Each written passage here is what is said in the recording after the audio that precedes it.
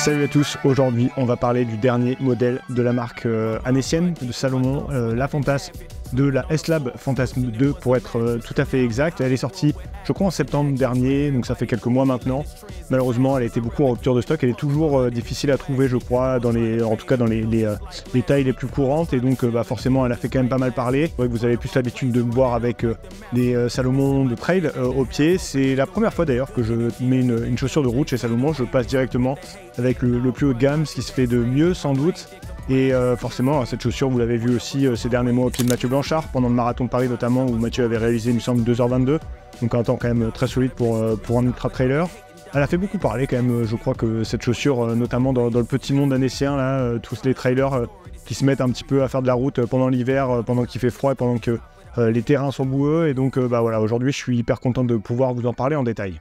Et comme je vous le disais, c'est la première fois que je mets des chaussures de route chez Salomon. Pourtant, Salomon, ça fait quand même pas mal d'années maintenant qu'ils sont lancés sur la route. C'est évidemment une marque de trail dans ses origines et dans son ADN. Ça la restera toujours, je pense. Mais Salomon a eu envie aussi, évidemment, d'aller concurrencer les plus gros acteurs sur ce marché de la route, qui est un marché qui est énorme, gigantesque, qui est bien plus gros, évidemment, que le marché du trail running. Et donc, il y a des parts de marché vraiment intéressantes, je pense, pour une marque comme Salomon. Le fait est que c'est très compliqué aussi d'aller s'attaquer à un marché comme ça qui est déjà très établi depuis des années, où il y a des mastodontes. Je pense à Nike, je pense à ASICS, je pense à Adidas notamment, on pourrait penser à New Balance, à Brooks. Tout ça, c'est des marques qui sont immenses. Je pense aussi évidemment à Hoka, qui qui concurrence Salomon sur la partie trail. Donc Salomon, il me semble que c'est en 2015 qu'ils sortent leur premier modèle de route. Pendant pas mal d'années, faut dire, j'ai pas pu tester ces chaussures-là, mais c'est vrai que ça faisait pas hyper envie, soyons honnêtes. Je me souviens aux alentours de 2019, un peu cette gamme Sonic chez Salomon en route, ça avait pas l'air ultra abouti pour être très franc. Et donc c'est vrai que pendant un moment, moi ça me tentait pas trop non plus de mettre des Salomon sur route. Le fait est aussi que c'était une époque où je courais relativement peu sur route. Il y a 2020, cette année Covid, où Kylian était encore un athlète Salomon à l'époque. Salomon a à cette époque-là un projet avec Kylian qu'ils ont appelé Fantasme 24 pour la sortie de la première version de la S-Lab Fantasme. Celle-ci, c'est donc la deuxième. À l'époque, une chaussure totalement différente. Alors, c'était une chaussure très légère, mais relativement minimaliste. On n'était pas du tout sur ce genre de chaussures. J'y reviendrai avec des mousses nouvelle génération, etc. Kylian avait ce défi de tenter le record du monde du 24 heures sur piste. Il me semble qu'il le tente en novembre 2020. C'était une période où il était très froid. Kylian avait s'était beaucoup entraîné pendant le printemps et finalement il avait abandonné au bout de 10 heures. Je suis pas sûr que c'était la meilleure pub pour Salomon à l'époque, d'avoir une chaussure comme ça au pied de Kylian qui finalement l'amène à se blesser. Forcément, je crois que le coup de com' a été un petit peu manqué à l'époque et donc Salomon a pris un tout petit peu de retard. Et à l'époque, on pouvait se dire que finalement Salomon allait juste continuer à vivoter un peu sur route sans forcément mettre les moyens pour aller chercher ce qui se fait de mieux. Mais Salomon n'a rien lâché, à vrai dire. Ils ont aussi un peu restructuré l'équipe en interne qui développe les chaussures et aujourd'hui il y a une équipe qui est vraiment très solide.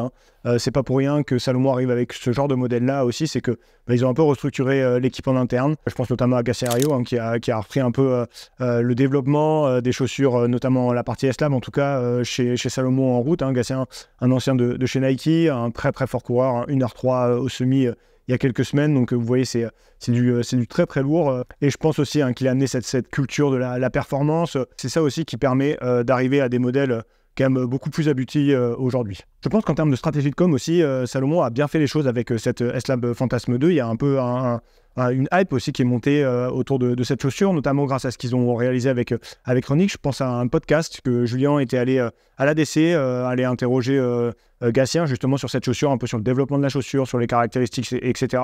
Julien a ensuite beaucoup couru aussi avec cette chaussure et il en pense beaucoup de bien. Donc forcément, ça c'est un joli coup de projecteur, je pense, pour Salomon sur la route, avoir aussi cette légitimité via des coureurs comme Julien qui sont des très forts coureurs forcément et qui testent tout ce qui se fait sur le marché. Donc ça c'est hyper intéressant, je pense, et là-dessus Salomon a été vraiment je pense malin d'aller toucher aussi et réussir à convaincre ces gens-là. Et question, vu que tu as essayé un peu toutes les chaussures, c'est quoi un peu ton coup de cœur là, des derniers modèles que tu as eu? Quelle est la chaussure Lesquels tu préfères courir Alors tes moi, séances rapides? mon dernier modèle qui m'a marqué en ce moment, c'est la S-Lab Fantasme 2, donc de Salomon. Ok. Ça m'a marqué pour plusieurs raisons, parce que pour moi, elle est largement au niveau des autres. Je la place dans mes top. Si maintenant je devais faire un 10 km sur route, je courrais soit en Rocket X2, soit en Fantasme 2. Donc ça, c'est purement mon aspect à moi. Il n'y a rien de payé derrière, c'est mon aspect à moi. Ouais. Et ce qui m'a marqué surtout, c'est qu'il y a beaucoup de gens qui disaient comme quoi Salomon n'arriverait pas à s'imposer sur la route, qu'ils étaient vraiment spécialisés dans le trail. Et là, avec la chaussure, le modèle qu'ils ont réussi à sortir, en fait, ils ont réussi à prouver tout le contraire. Cette Salomon S-Lab Fantasme 2, je vais vous en parler d'abord en détail avant de vous donner mon avis complet sur la chaussure. Donc c'est une chaussure qui pèse 219 grammes officiellement. Pour ma part, là en 42 2/3, c'est un peu la taille standard. Je l'ai pesé à 221 ou 222 grammes. Donc voilà, c'est à peu près autour des 220 grammes. Il y a un drop de 9 mm sur cette chaussure. C'est relativement important et c'est vrai que quand on la regarde de visu comme ça, on n'en a pas forcément l'impression. J'y reviendrai en tout cas sur cette partie-là. En termes de grip, on retrouve, contrairement à pas mal de chaussures de route, une partie vraiment plus grippante sur l'avant-pied. C'est du contre-grip, ça c'est... Salomon met toujours ce qu'ils appellent du contre-grip sur leur semelle extérieure. En réalité, il y a plein de versions, comme vous le savez. Là, ici, il y a quand même, vous voyez, tout un rubber là, sur la partie avant du pied qui accroche beaucoup plus que la partie arrière. On est évidemment sur cette chaussure sur une mousse Piba. C'est mousse nouvelle génération, c'est Super Critical Foam.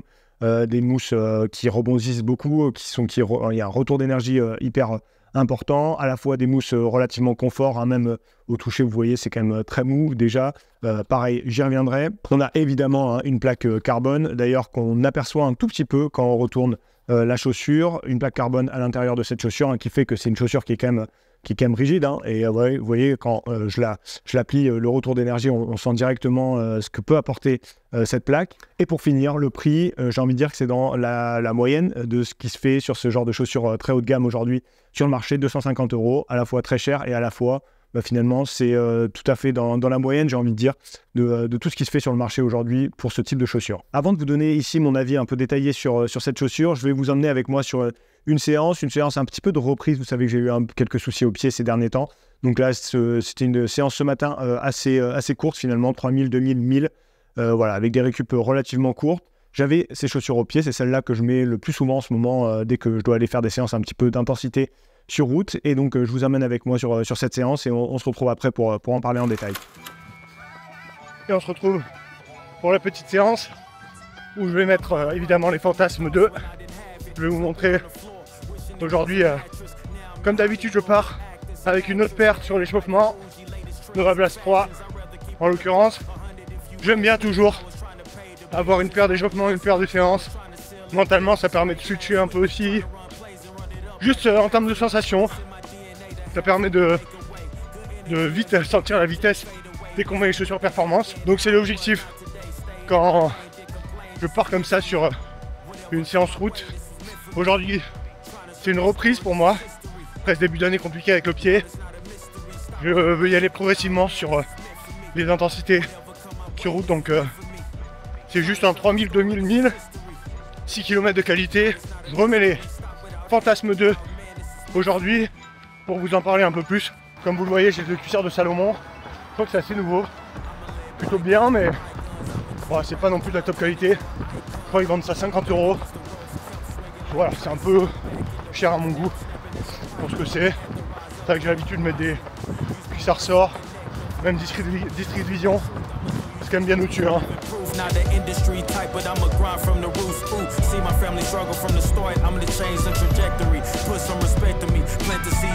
Petit point que j'aime pas trop en termes de confort, alors que le confort global est hyper bon. J'y reviendrai, mais c'est le niveau du lassage là. Bon, sur ma version, les lacets sont assez petits déjà. Et l'autre chose, c'est que je trouve que ça serre un peu trop au niveau du relever, pas assez sur le coup de pied, ce qui fait que en fait, ça fait presque une sensation un peu de garrot. Je me demande sur la longue distance qu'est-ce que ça peut donner. Alors peut-être la morphologie de mon pied qui fait ça, mais en tout cas chez moi, je trouve que c'est pas hyper confort et en fait on peut pas trop serrer. Après je pense qu'on peut avoir la cheville qui est pas trop maintenue, donc ouais, c'est un petit point d'attention. Allez, ça part sur la séance.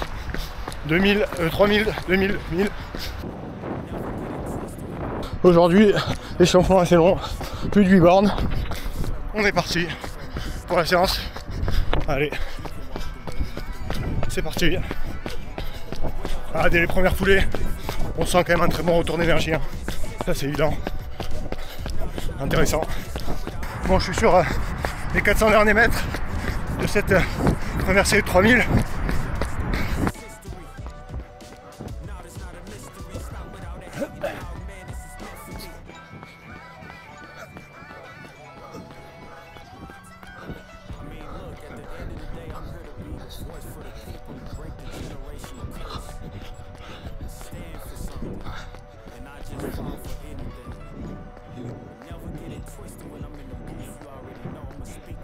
Et voilà, 10,29 pour ces premiers 3 km.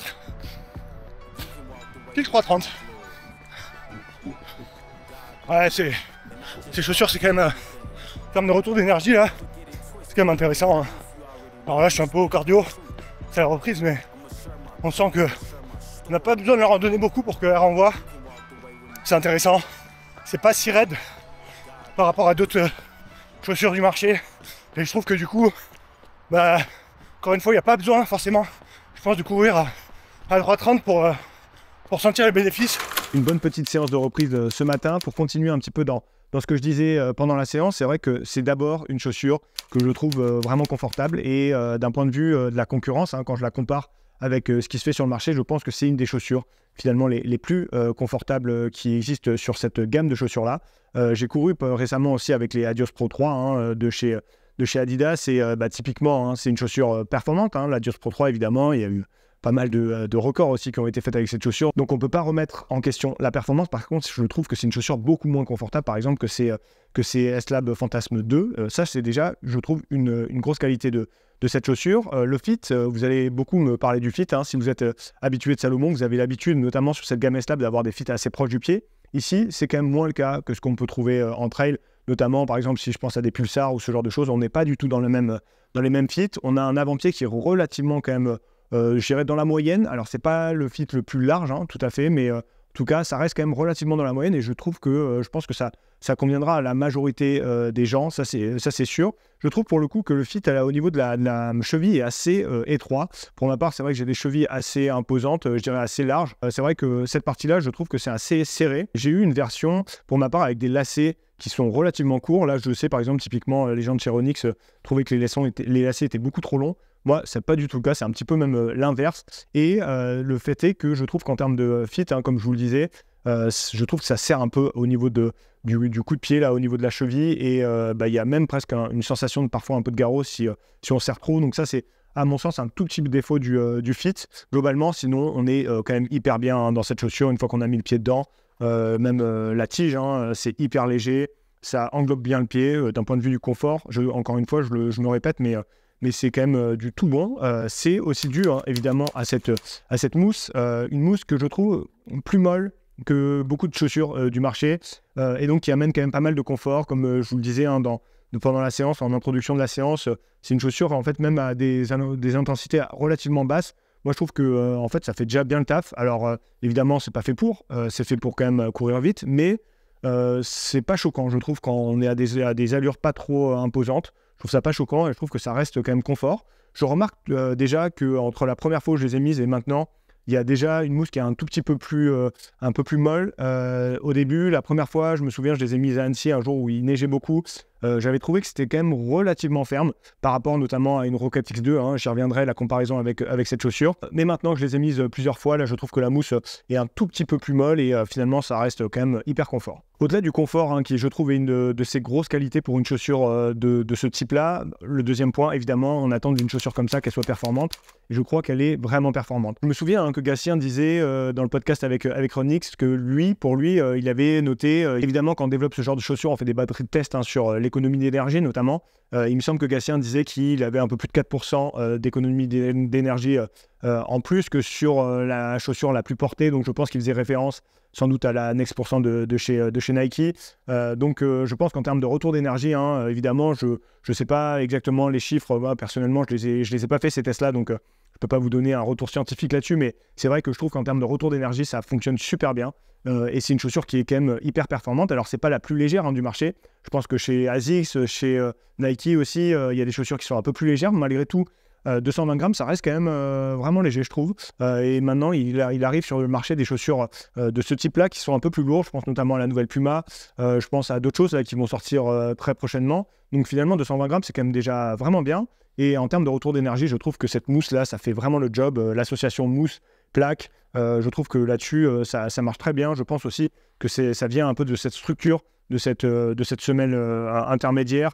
Une structure qu'on ne retrouve pas forcément sur toutes les chaussures, qu'on retrouve chez une concurrente, j'y reviendrai.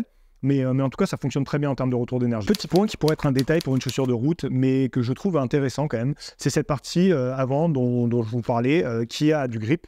Là où sur pas mal d'autres chaussures en fait, du marché concurrentes à celle-ci, le grip est vraiment mis de côté, j'ai envie de dire, on n'y pense limite pas. Mais en fait, typiquement, moi je m'entraîne sur route en ce moment et ça va être un entraînement hivernal pour le marathon de Paris. C'est important d'avoir un peu de grip dans ces périodes hivernales, je pense. En fait, là, pour l'instant, toutes les séances que j'ai faites, globalement, la piste cyclable d'Albertville ou les routes autour de chez moi, elles étaient humides au minimum. Donc, je trouve que c'est quand même intéressant d'avoir ce genre de petit ajout. C'est un petit détail, mais qui finalement n'en est pas forcément un, je pense. C'est hyper intéressant d'avoir un peu plus de grip que sur des chaussures un peu classique, en tout cas les concurrents de cette S-Lab Fantasme 2. Vous l'avez compris, je suis quand même vraiment emballé par cette chaussure et je voulais vous faire un petit peu une petite comparaison finalement avec une autre chaussure que j'ai mis ces dernières semaines, que j'ai depuis un peu plus longtemps mais que j'ai pas forcément mis énormément, sans doute un peu moins même que c'est Salomon S-Lab Fantasme 2, mais que je trouve se ressemble beaucoup. C'est la Rocket X2 de chez Hoka qui est sortie pour le coup l'année dernière, je pense au printemps de l'année dernière, donc il y a un peu d'avance sur Salomon. Déjà, quand je les mets à côte comme ça, je trouve qu'elles se ressemblent beaucoup en termes de structure, même en termes de structure de mousse. Globalement, quand on les met côte à côte, même sur la balance, c'est quasiment le même poids. C'est des chaussures que je trouve qui se ressemblent vraiment beaucoup, à la fois en termes de caractéristiques techniques, comme je vous le disais, et aussi en termes de sensations et finalement de ressenti quand on les a au pied. Je vous ai pas parlé en détail de cette Rocket X2 qui date un petit peu maintenant et je pense pas que je ferai une vidéo consacrée à celle-ci, mais c'est pour ça que je voulais la comparer un petit peu ici avec la Fantasme 2. Je trouve que cette Rocket X2 est un tout petit peu plus confort parce que la mousse est un tout petit peu plus molle, il me semble. Encore une fois, comme je vous le disais, sur cette Fantasme 2, ça devient un tout petit peu plus mou au fil des kilomètres, si je puis dire. Mais globalement, ça reste quand même des deux côtés là du très très bon. Et je pense que finalement, c'est sans doute mes deux chaussures préférées aujourd'hui sur le marché, en tout cas sur ce type de chaussures. J'ai pas tout testé évidemment. Et ce que je trouve intéressant, c'est que Salomon et même Hoka finalement, qui est une marque très présente sur route depuis des années maintenant, mais sur le secteur performance, en fait, ils étaient un petit peu en retard.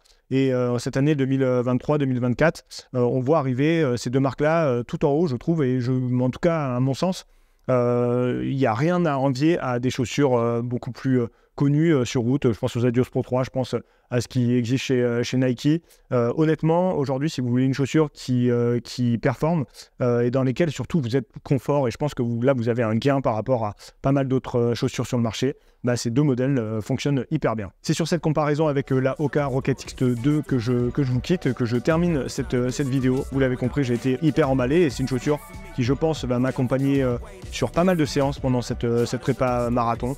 Même en termes de durabilité, je pense que ça va bien tenir le choc. Ça a l'air de pas bouger pour le moment. J'ai eu des retours quand même assez positifs de ce point de vue-là, de gens qui l'ont depuis pas mal de temps et qui mettent quand même beaucoup de kilomètres.